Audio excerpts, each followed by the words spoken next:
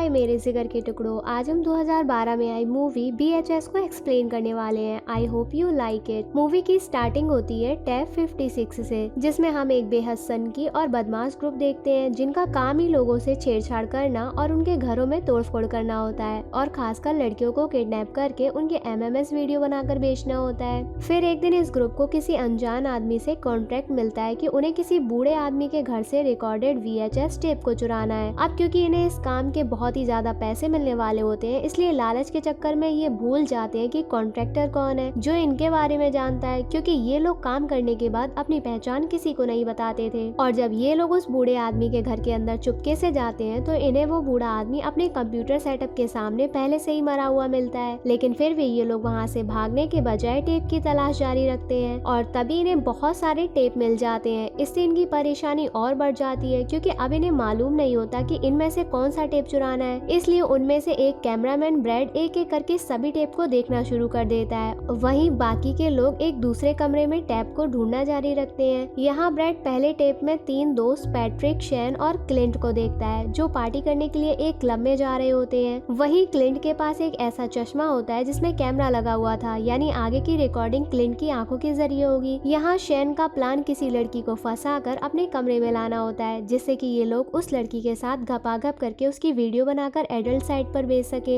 इसलिए ये लोग शिकार के तलाश में यहाँ से निकल पड़ते हैं और फिर आखिरकार इन्हें एक क्लब में कुछ लड़कियां मिल जाती हैं। वहीं हम एक लड़की लिली को देखते हैं जो कुछ अजीब ही बर्ताव कर रही होती है, क्योंकि लिली क्लिंट को देखकर बार बार आई लाइक यू बोले जा रही होती है, पर क्लिंट नशे में होने की वजह से उस पर ज्यादा ध्यान नहीं देता है। और फिर ये लोग लिली और एक लड़की लिसा को अपने रूम में ले जाने के लिए मना लेते हैं और लिसा ज्यादा नशे में होने की वजह से शैन के कुछ करने से पहले ही बेहोश हो जाती है। पर शैन फिर भी लिसा के साथ जबरदस्ती करना चाहता था। अब क्योंकि बेहोशी में कुछ करना रेप की तरह नजर आएगा, इसलिए पैट्रिक उसे ऐसा करने से मना कर देता है। वहीं लिली बहुत ही अजीब तरह से क्लिंट को देख रही होती है और शैन को अभी भी अपना घपाघप वाला सीन रिकॉर्ड करना होता है, इसलिए शैन लिली के साथ चला जाता है। वहीं शैन लिली के साथ घपाघप करने के लिए इतना उतावला होता है कि लिली के बदसूरत पैरों को ही नोटिस नहीं करता। वहीं पैट्रिक भी अपने कपड़े उतारकर लिली के साथ मजे लेने के लिए जाता है, पर तभी लिली एक बिल्ली की तरह पैट्रिक पर बहुत तेज गुर्राने लगती है। अब ये देखकर क्लिंट बहुत घबरा जाता है और इसलिए क्लिंट बाथरूम में चला जाता है। तभी कुछ देर बाद पैट्रिक भी बाथरूम में आ जाता है और वो क्लिंट को बताता है कि लिली ने उस पर अटैक कर दिया है। और जब दोनों शैन की मदद के लिए बाहर जाते हैं तो लिली एक खतरनाक शैतान में बदल जाती है और देखते ही देखते अपने नुकीले नाखूनों से शैन के चीथड़े कर देती है। और जब पैट्रिक वहाँ से बचकर निकलने के लिए एक लोहे की रॉड लेकर बाहर जाता है तो लिली उसे भी बहुत बुरी तरह से मार देती है। इसी बीच क्लिंट वहाँ से भाग निकलता है, लेकिन वो जल्दबाजी में सीढ़ियों से नीचे गिर जाता है जिससे उसके पैर में चोट लग जाती है। पर तभी लिली एक जानवर की तरह रेंगते हुए उसके पास आ जाती है। यहाँ लिली क्लिंट को मारने के बजाय उसे आई लाइक यू बोलने लगती है और उसके साथ बहुत प्यार से पेश आने लगती है। वही लिली के इतने खतरनाक रूप को देखकर क्लिंट की फटके हाथ में आ गई होती है और जब लिली को क्लिंट की तरह से कुछ रिस्पॉन्स नहीं मिलता तो लिली बहुत दुखी हो जाती है और क्लिंट से दूर हटकर जोर जोर से रोने लगती है। तभी क्लिंट मौका पाकर वहाँ से भाग निकलता है और रास्ते में सभी से मदद के लिए बोलता है, पर कोई भी उसकी बात को सीरियसली नहीं लेता है। और तभी लिली एक भयानक क्रिएचर में बदल जाती है और क्लिंट को अपने साथ उठाकर उड़ते हुए निकल जाती है। वहीं क्लिंट का कैमरे वाला चश्मा जमीन पर गिर जाता है और ये टेप यहीं खत्म हो जाता है। मूवी अब फिर से टेप 56 पर वापस आती है, जहाँ ब्रैड का कैमरा एक कोने में पड़ा हुआ था और ब्रैड वहाँ से गायब होता है। तभी गैरी उस कैमरे को लेकर दूसरे टेप को लेने जाता है, जहाँ जैक को अचानक ही कोई भागते हुए नजर आता है, पर गैरी उस चीज को इग्नोर करते हुए एक टेप को चालू करता है जिसमें वो एक कपल स्टेफनी और उसके हस्बैंड सैम को देखते हैं जो कि अपने दूसरे हनीमून पर कहीं घूमने जा रहे होते हैं। वहीं सैम मस्ती मस्ती में एक फ्यूचर टेलिंग मशीन में स्टेफनी का फ्यूचर देखता है तो उसमें लिखा होता है कि स्टेफनी जल्दी ही अपने रोमांटिक पार्टनर से मिलेगी। ये सुनकर सैम थोड़ा हैरान होते हैं, क्योंकि स्टेफनी पहले से ही अपने हस्बैंड के साथ होती है, लेकिन स्टेफनी इस बात को इग्नोर कर देती है। और जब वो रात को अपने होटल रूम में सो रहे होते हैं तभी उनके रूम में कोई अनजान आदमी आता है जो अपने चाकू को स्टेफनी की बॉडी को टच करके एक तरह से मजे लेता है, फिर उनके कुछ पैसे चुराकर वहाँ से भाग जाता है। आगे अगले दिन सैम और स्टेफनी पहाड़ियों के बीच घूमने जाते हैं, जहाँ उन्हें एक लड़की मिलती है जिससे ये लोग अपनी फोटो खिंचवाते हैं। और जब ये लोग वापस रात को अपने रूम में सो रहे होते हैं तभी वो अनजान आदमी वापस से इनके कमरे में आता है और सैम के गले पर लगातार एक के बाद एक चाकू से वार करके बड़ी बेरहमी से मार देता है। और फिर कुछ देर बाद स्टेफनी और उस किलर के बीच चुम्मा चाटी शुरू हो जाती है। तभी हम देखते हैं कि ये किलर कोई आदमी नहीं बल्कि एक लड़की होती है जो कि स्टेफनी की प्रेमिका होती है। इससे हमें एक और बात समझ आती है कि वो भविष्यवाणी गलत नहीं थी बल्कि सही होती है। वहीं आगे में मालूम होता है कि जो पैसे इस लड़की ने चुराए होते हैं वो दरअसल उसने यहाँ कुछ दिन गुजारा करने के लिए चुराए थे और इसी लड़की ने पहाड़ी पर घूमने के दौरान इनकी फोटो क्लिक करी होती है और इसी के साथ ये वाली कहानी भी यहीं पर खत्म हो जाती है। इसके बाद मूवी फिर से टैब 56 पर वापस आती है जहाँ पर रॉक अगली टैब प्ले करता है, लेकिन रॉक अपने पीछे उस बूढ़े आदमी की डेड बॉडी को गायब हुआ नोटिस कर पाता है। वहीं अगली टेप में हम 4 फ्रेंड वेंडी, स्मिता, जॉय और स्पाइडर को देखते हैं जो कि किसी जंगल में पिकनिक के लिए जा रहे होते हैं। तभी वेंडी रास्ते में कुछ अनाप शनाप बातें करने लगती है कि हम लोग वहाँ से जिंदा वापस नहीं लौटेंगे। आगे जंगल में जॉय जब वहाँ के अद्भुत नजारे को अपने कैमरे में कैद कर रहा होता है, लेकिन इसी दौरान उसके कैमरे में एक मरी हुई लड़की की लाश की फोटो कैमरे में क्लिक हो जाती है। इस पर जॉय का ध्यान नहीं जाता। इसके बाद ये लोग एक तालाब के किनारे बैठे होते हैं। तभी वेंडी ने अपने दोस्तों की कहानी बताती है कि उसके फ्रेंड्स यहाँ पर काफी दिनों पहले आए थे जो यहाँ से वापस नहीं जा पाए। तभी जॉय उसी तालाब में नहाने के लिए कूद जाता है और वहीं स्मिता और स्पाइडर मस्ती करते हुए अपनी फोटो को कैमरे में कैद करने के लिए जंगल में चले जाते हैं, जहाँ एक सोल पीछे से स्मिता के चेहरे पर चाकू से अटैक करके मार देती है और फिर स्पाइडर को भी पूरी तरह से मार देती है। और जब वेंडी को उनका कैमरा मिलता है तो वेंडी समझ जाती है कि उन दोनों का गेम बच चुका है और फिर वहीं वेंडी कैमरा लेकर जॉय के पास जाकर उससे झूठ बोलती है कि स्मिता और स्पाइडर घर चले गए हैं, लेकिन जॉय वेंडी की बात नहीं मानता। फिर तभी वेंडी जॉय को बताती है कि वो उन सभी लोगों को उस क्रिएचर सोल के खाने के लिए लाई है ताकि सभी लोग उसकी बात को सीरियसली लें, उसकी बात पर विश्वास करें। दरअसल वेंडी यहाँ पहले भी आ चुकी थी, लेकिन तब वो यहाँ अकेली सरवाइव कर रही थी और यहाँ पर ये सोल इस बात को प्रूव करने के लिए वेंडी इन लोगों को यहाँ पर लेकर आई थी। और तभी जॉय के पीछे एक सोल का साया आकर जॉय के गले को काट कर मार डालता है। वहीं वेंडी ने उस सोल को पकड़ने के लिए एक ट्रैप तैयार किया हुआ था, इसलिए वो जानबूझकर उस तरफ भागती है, पर वो सोल वेंडी के ट्रैप से बचकर आसानी से निकल जाता है। वहीं हम एक चीज बार बार देखते हैं कि ये सोल कैमरे में रिकॉर्ड नहीं हो रही थी। इसके बाद वो सोल वेंडी को पकड़कर उसके पेट को बहुत बुरी तरह से काट कर मार देती है और इसी के साथ इस टेप की कहानी भी खत्म हो जाती है। अब हम वापस टैब 56 पर आते हैं जहाँ वो बूढ़ा आदमी अपनी कुर्सी पर होता है पर रॉक वहाँ नहीं होता। ये देखकर गैरी और जैक अपने साथियों को गायब होता हुआ देखकर टेंशन में आ जाते हैं, इसलिए गैरी जैक को टेप का काम देकर खुद ही अपने दोस्तों को ढूंढने के लिए चला जाता है। वहीं जैक एक और टेप प्ले करता है जिसमें एक लड़की एमिली अपने बॉयफ्रेंड डॉक्टर जेम्स के साथ लैपटॉप पर वीडियो चैट कर रही होती है, जिसमें एमिली जेम्स को अपने हाथ में होने वाली सूजन के बारे में बताती है जो दिन पर दिन बढ़ती जा रही है। वहीं एमिली जेम्स को बताती है कि मुझे ये घर बहुत डरावना लगता है, पर जेम्स कहता है कि ऐसा कुछ नहीं है, ये बस उसके मन का वहम है। लेकिन अगली रात जब दोनों वीडियो कॉल कर रहे होते हैं तभी अचानक एमिली के पीछे कोई साया आकर उसका गेट बंद करके चला जाता है। ये देखकर एमिली काफी डर जाती है और जेम्स से पूछती है कि क्या उसने देखा। इसके बाद एमिली को जब घर से कुछ गड़बड़ महसूस होती है तो एमिली फिर से जेम्स को वीडियो कॉल पर लेती है, जहाँ उसे फिर से वही साया दिखाई देता है, जिससे एमिली डरकर अपने रूम में चली जाती है और जेम्स से पूछती है कि क्या तुमने ये रिकॉर्ड किया या नहीं, पर हड़बड़ी में जेम्स ये रिकॉर्ड नहीं कर पाता। आगे अगले दिन एमिली जेम्स को अपना हाथ दिखाती है जिसमें अब काफी ज्यादा सूजन आ चुकी थी, इसलिए एमिली खुद ही अपने हाथ के घाव को चाकू से काट देती है। तो एमिली को उस घाव के अंदर कुछ महसूस होता है कि जैसे उसके अंदर कुछ अटका हुआ हो। तभी एमिली अपने हाथ को और काटने लगती है और जेम्स उसे ऐसा करने से मना करता है और अगले दिन खुद ही आकर देखने के लिए बोलता है। लेकिन उसी रात वो साया फिर से एमिली को परेशान करने लगता है, तो एमिली इस बार हिम्मत करके उसका सामना करने की कोशिश करती है, पर तभी वो साया एमिली के ऊपर एक बहुत तेज रोशनी फेंकता है जिसमें एमिली बेहोश हो जाती है और वो वीडियो कॉल ऐसे एंगल पर आ जाता है जहाँ वो साए एमिली के सामने बैठे होते हैं। और तभी एमिली का बॉयफ्रेंड जेम्स भी उसी कमरे में आ जाता है, जिसमें हमें ये समझ आता है कि जेम्स उन साए के बारे में पहले से ही जानता था। इसके बाद जेम्स एमिली के पेट को काटकर उसके अंदर से कुछ बाहर निकालता है जो कुछ और नहीं बल्कि एक एलियन बेबी होता है, और असल में ये साए नहीं थे बल्कि एलियन होते हैं जो एमिली को अपनी आबादी बढ़ाने और इंसानों को आधा एलियन और आधा इंसान बनाने की कोशिश कर रहे थे। और वहीं एमिली के साथ जो सूजन थी वो एक ट्रैकिंग डिवाइस था जिसको उन्होंने एमिली के हाथ में फिट कर रखा था। और फिर जेम्स इन एलियंस के साथ पहले से ही मिला हुआ था जो एलियंस को हाइब्रिड बच्चा पैदा करने में उनकी मदद कर रहा था।